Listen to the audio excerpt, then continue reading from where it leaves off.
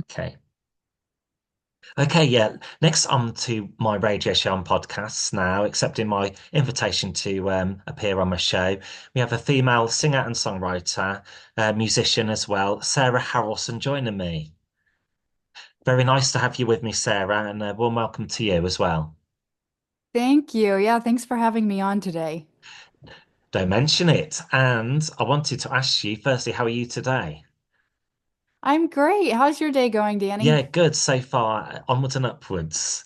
And you're one of my first interviewees of 2025. So it's great to get some interviews already for the year. Yeah, And 2024 was a great year, and I'm just excited for this year and more music this year as well. wonderful. So we're going to get onto that. And I just want to ask her, where are you situated in the world at present? I know your accent may give it away to my listeners. Yes. Yes, I'm in Nashville, Tennessee. I've been here for about 11 years now. I'm originally from East Tennessee in Knoxville, so Tennessee has always been home to me. Nice. And just taking it from the beginning, when did your musical background begin? Like it could be from when you first picked up your first instrument or sung your first song. When was that time period? Yeah, for me, it began at a very early age. I was always around music growing up. My granddad was a bluegrass musician, and then my parents were always listening to pop and rock and country. So I was around a lot of music growing up. And I actually wrote my first song when I was 10 years old. And my parents separated at an early age, and I just felt music and songwriting as a way for me to express my feelings at a young age. And then shortly after that, I started taking piano lessons. So it's just something that came very naturally to me at a young age. Great. So maybe we can talk about some of your previous discographies, like your previous releases. Just going to fast forward to today because I wanted to give you an opportunity to chat about your new single that you've released and promoting, simply called Denim. How would you describe this track and kind of like the story that goes behind it? Yeah, Denim is such a fun song. I wrote it with my label mate Delaney in the beginning of last year, and I knew that it would just be such a fun and sassy song to release. And Denim is more popular and trendy than ever. It's always in style, but it's just a fun song about telling someone's ex that they look better in denim than dressing up in suits. And it went to country radio in September of last year. So I'm excited to see where it goes on country radio. And it's just a fun song that I love incorporating in my shows as well.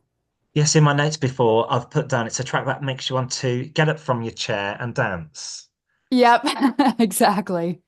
And when you listen back to like the final master of a single, do you ever get like an inclination that the song will be a smash sometimes? Yeah, so I was working with producer Dale Penner on the song Denim. He's done some work for Loverboy and Nickelback, so he's always produced more rock songs than country. And so I enjoyed working with him on this song because I felt like it could have a little bit more of a rock edge, like still keep it country, but a little bit of a rock edge. And I think that's what we accomplished with the sound of Denim. So we went through a few different mixes of the song, and then we finally found a mix where I'm like, okay, this sounds like a radio single. Let's master it. And my husband actually drummed on the song too, so I was happy to work with him Hmm. on it. And when you get the final results, hearing, the final master, would you say that's a very satisfactory place to be and to hear It your record? is.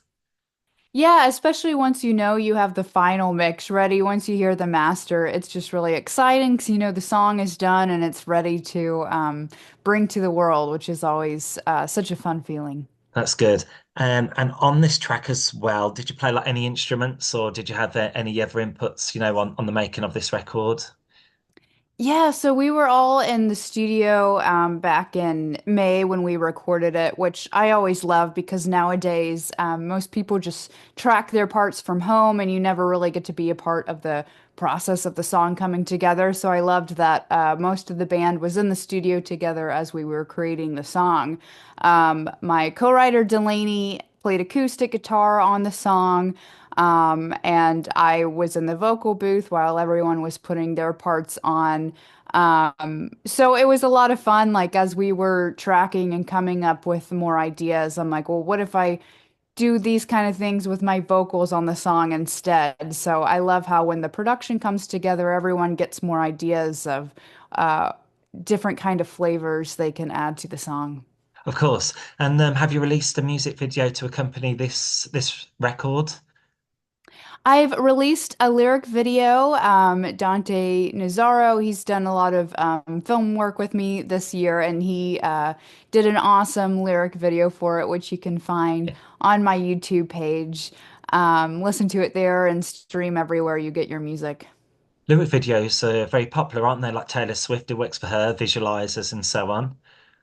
They are, and I think if you're not doing a music video or you want to do a lyric video in addition to a music video, it's always great because a lot of people just like seeing the words and listening to it while they can visualize the lyrics to the song. So I always love the option of lyric Hmm. videos. And what do you like about denim as well? It's always comfortable to wear and seems to never go out of fashion. And it's quite cost effective as well. Yeah, it's funny because I think it's always been in style, especially for country music, Mm. but it seems like in the past few years, people have really been going crazy with denim, making it more trendy.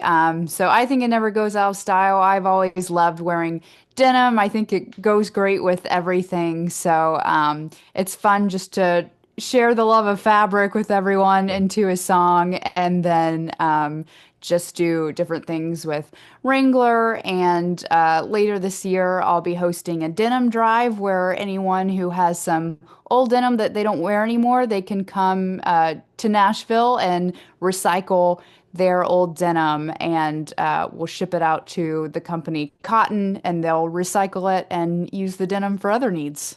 Wow, that's a very noble deed to do, especially for the start of the year. Yeah, and a bit of Yeah, I yeah. think Sorry. I was just gonna say I think it's just a great way to use the fun fabric to give back. We can still, wear denim, but contribute our old denim to something better. Just a fun question for you. What are your opinions on double denim these days? I love double denim. Of course, everyone was going crazy with Canadian tuxedos in the early 2000s, and I think they've come back a little bit too. Mm. I love the jumpsuits that are full denim and like wearing a denim top with denim jeans. I think it's very stylish and can be very fun, especially for the stage. Yeah. At the end of the day, if you're comfortable wearing double denim, then who cares what people think? Right. People can wear whatever they want. Be free to express yourself. Brilliant. And would you say that's the kind of message behind denim as well? Just doing what you want to do and not caring what people think. Is there that kind of message in the song, possibly? Absolutely, because we're telling this guy like this new person he's with is trying to dress him up in suits, and it's not really what he's comfortable in. Mm. So if you're comfortable with suits, that's great, but you just need to get back to your roots and get back to what you're comfortable in. And for his case, it's denim. Very good. What's the feeling like to be featured on, respectable playlists and to have like your music reaching out to the audience? Like say, like on when you listen to your song on streaming platforms, and then you got like Shania Twain as the next song playing afterwards. What's that feeling like to be up there with, some of the most recognizable names? Yeah, it's amazing to be on playlists with these other artists, and especially when I did my radio tour this past October with Denim, I got to visit a lot of radio stations that were spinning Denim and spinning my songs next to artists like Luke Combs and other artists who are always being spinned on the radio. So it's very amazing and humbling to be on the same playlist and radio list as these other artists, and I can't wait to see where it takes me Mm. next. And what has been your personal favorite place you have visited in North America? I've been lucky because I've been able to visit 48 states. So I only have Hawaii and Alaska left, but I love traveling. I love exploring. We went to Maine the other year, which that was just a beautiful place in the Northeast to go hiking and experience. I played some shows up there, and even being just in places like Wisconsin this past October, it was Mm. beautiful during the fall, being able to see different communities with my shows.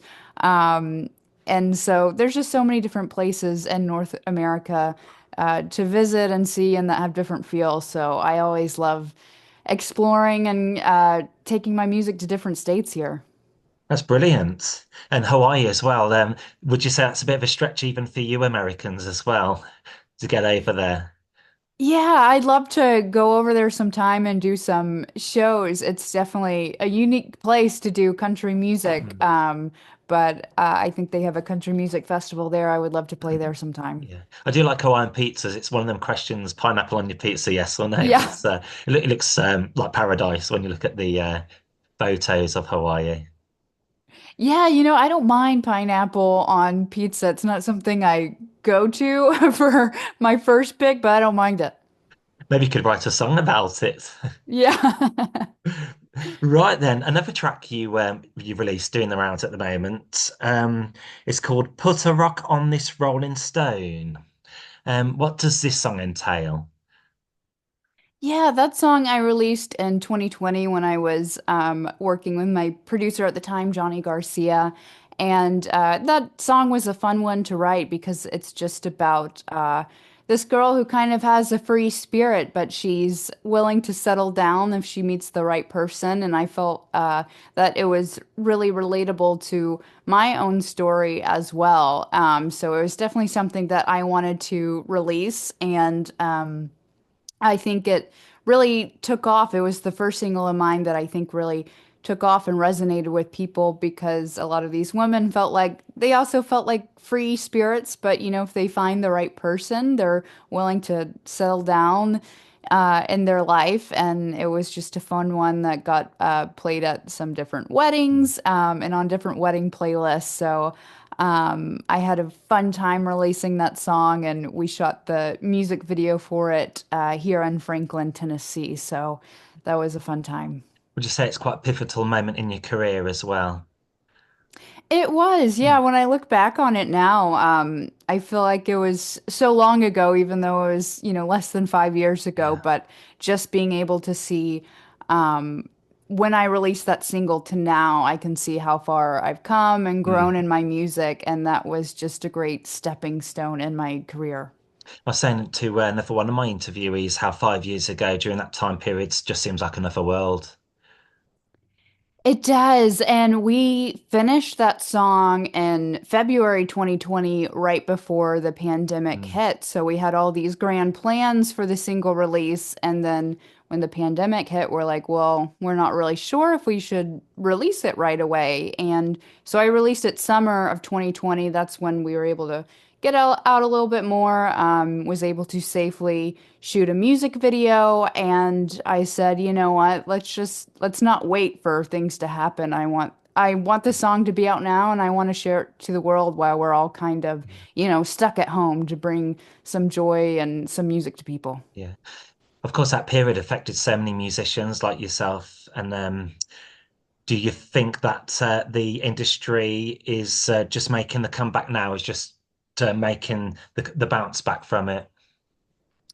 It's interesting, especially in Nashville, because I think since 10 years ago and even since 2020, 5 years ago, um, Nashville has just become so saturated. It was like a period of time where afterwards people were like, okay, I think I want to move to pursue my dreams or move from LA to Nashville and just all over. So since then, we've seen so many musicians come to Nashville and it's become very saturated, which is great to see how thriving the music industry is. But it's also interesting to see how how many people are in Nashville now compared Yeah. to just a few years ago. So it's almost more competitive in the music industry because of it.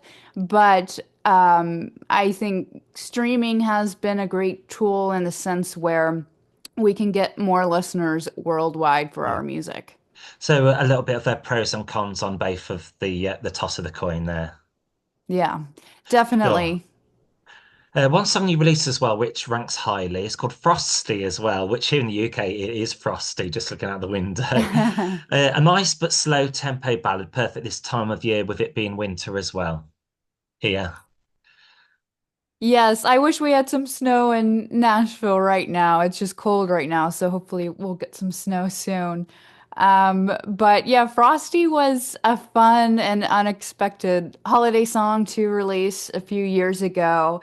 I remember when the piano player was coming in to record on it, he thought it was going to be Frosty the Snowman, and then he listened to it and he's like, "Oh, this is a different kind of Frosty." And usually, when we think of Christmas and holiday songs, we think of happiness and joy. And this is about a woman who's a little bit cold-hearted and frosty. And so it's definitely an unexpected twist for a holiday song, but people seem to love it. And it gets many streams every holiday and Yeah. Christmas season. So I think a lot of people can relate to the song. And it was a fun song to record. And even photo shoot was fun because I made myself look all frosty with blue lips and everything. So, yeah, that's always a fun one to perform. And it was on my latest Christmas EP, The Greatest Gift of All, as well.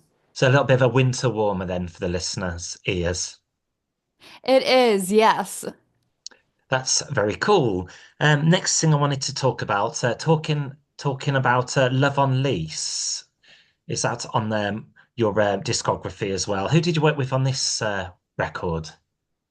Yeah, so my co-writer Christine Bauer and I, she lives in Nebraska, so we've been writing a lot on Skype and Zoom since we met maybe about 10 years ago. And she'll make trips to Nashville and we'll do some shows and shows in other places. But by that point, a few years ago, we had many co-writes we had written all together, and we said, you know what, let's just pick some of these songs that are our favorites that we've written together and record an album. So I produced that album and we brought her down to Nashville. She recorded her vocals, I recorded mine, and Love on Lease was one of the fun country pop songs on that album. It's always been one of my favorites to perform live, and I love it so much that I did a reimagined version on my Whiskey History album, and that one's a little bit more toned down and has strings and piano. So it was fun to do Yeah, two different versions of that yeah. song. Because you worked for Taylor, didn't it, on the reinterpretation? She did like a reimaginings of songs, and Yeah, I think Taylor Swift has been a great example of someone who can take songs, make different versions or her own versions of songs. So I love using that idea for other songs and bringing it to life in different ways, whether that's a different type of version with instrumentation or even a different mix. mm, cool.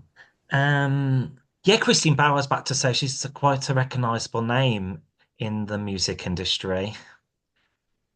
Oh, Yeah, yeah, I've known her for years, and she's been recording her last few singles here in Nashville. She released a song called Call Me last year that did great on Spotify, and I think she's even releasing more music this coming year and some of the songs that we've written together in the past as well. yeah. And I'm just going to go back to my previous question about, the festive songs. I know Christmas has been and gone, but it will soon come round again, judging by how fast last year went. But you released a track called Rock the Tennessee Christmas as well. And you done a music video for that, which looks like you're having a blast, having a ball. And was doing like a Christmas number, Yuletide number, always high up, always been high on your wish list. Yeah, Tennessee Christmas was always one of my favorite holiday songs growing up. Amy Grant did it originally, and so many other country artists have done their own version. So I kind of wanted to do my own modern take on it. So Hmm. there's a local female producer here in Nashville, Justine Blazer. I went to her studio and we recorded my own version and released it this December. And like you said, I did some video of me singing it just at the Grand Old Opry conventions that are at Gaylord Opry when they have all the Christmas lights up. I thought there's no better description of a Tennessee Christmas than being at Opryland during Christmas time. So we had fun recording some snippets of that and some video of that for this song. And I just always love releasing holiday songs around that time of year and just bringing the joy of the season to people. Nice. And you mentioned you wish I would snow in Nashville. Do you wish it would snow more often there in the volunteer state? I do, yeah. So since we're in the South, we mostly just get little dustings or ice during the winter. Last year, I think last February, we got a decent amount of snow, which was nice. So sometimes we get a decent amount of snow every other year, I'd say. And when that happens, it kind of makes it more special since we don't get a lot of snow all the time. Yeah, into the new year as well. I know we're going into the winter, into springtime. What do you like about this part of the year? I love, so I've always been more of a summer and fall person, but what I love about winter time and this time of year, especially when we get to the top of the new year, is that I get to refocus on what I want to accomplish for the year, what kind of music I want to write and record. So, during the winter time, people aren't touring as much or have as many gigs, so it's just a great time for me to focus on what I want to do for the year. And this time last year, I was finishing up my children's book and releasing that. So it gives me an opportunity to Yeah. work on other projects as well. Oh, that's good. So one of the other questions I wanted to ask, like say other than modern country music, have there been any other musical styles that have influenced and inspired you personally? Say, like, with the t Rock for Tennessee Christmas has kind of like a rocky element to it. Yeah, and like we were talking about earlier, Denim has a little bit of a rock element too, and Love on Lease was more pop. And I just grew up around so many different genres of music, with my granddad being in bluegrass, parents listening to pop, rock, and country. So even though country's been my main genre and just a genre I fell in love with because of the storytelling aspect of it, Mm. I do love to incorporate other genres in my music. So a lot of times when you hear my music, it's not just country, but you might hear subgenres of pop or rock or bluegrass, which is something I wanted to do when I was producing my latest album, Outside the Lines. You don't hear just one genre, but you hear a mix of different genres that influenced me growing up. So it's just showing that, yeah, my main genre is country, but here's the other types of music I love and can perform as well. That's good. Such a broad question as well. Are there any acts on your radar that you may wish to collaborate or work with? I know you mentioned like Shania Twain, or I mentioned Shania, and then there's some new acts breaking through as well, like Dasha maybe. She's kind of country. Yeah, I think my favorite new artist of this past year was Ella Langley. I loved her new Mm. album and her style. So she would definitely be a newer artist that I would love to collaborate with. And as far as more established artists, Kelsey Ballerini, she's also from Knoxville, where I'm from, and I got to meet her at a Musicians on Call event this past year when we were both honored. So she's also another person that does like country pop Yeah. music that I would love to collab with. Nice, good answers there. You also enjoyed a single release called Blackout Barbie as well. Of course, Barbie was one of the biggest smash hits at the box office last year.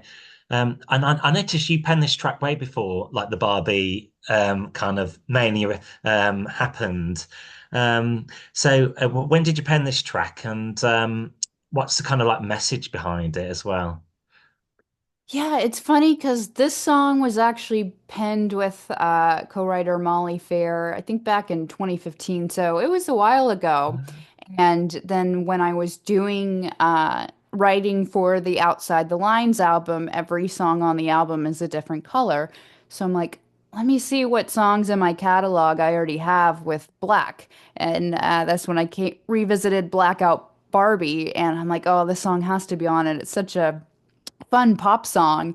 And so that was one of the songs on the album that was more pop than country. So we went straight pop with the production. And it was a fun one to release around the time of the Barbie movie to promote it. But of course, it gave kind of a negative connotation on the word Barbie and how we're describing a Barbie. But it was definitely a fun one to Mm. release around the time of the movie. That's good. And I know you done a music video to Blackout Barbie. Did you enjoy the making of that, starring in it and having your own input as well? I did, yeah. We did a music video for it, and I kind of dressed up like a Barbie who is kind of strung out to go with, the lyrics and the feel of the song. So that was a fun one to shoot and promote. And I worked with a pop producer on that song. So I basically just sent him the work tape and said, see what you can come up with for this. And I loved instantly what he came up with for on Blackout Barbie. And I recorded my vocals here at home and sent them over to him. He was in LA. And yeah, just a very fun pop song. Great. So one final question. I wanted to ask where's best where people can follow you on like social media and streaming platforms as well, like websites as well. Yeah, you can follow me at Sarah Harralson, Instagram, Facebook, TikTok, all of that, YouTube. And then my website is sarahharrelson.com. You can find my upcoming shows, latest music, and even my merch. So wherever you get your music, Spotify, Apple Music, you can find me there. That's amazing. Well, Sarah Harrelson, thanks very much for your contribution on today's show. It's been great speaking with you. And also for me to really do now is play your latest single, Denim, on my radio show. Would you just like to introduce it on the Danny Sun radio show? Yeah, thanks, Danny. You are listening to my new single, Denim, on the Danny Sun Radio Show. Thanks again, and all the best for 2025. Thank you. Happy New Year.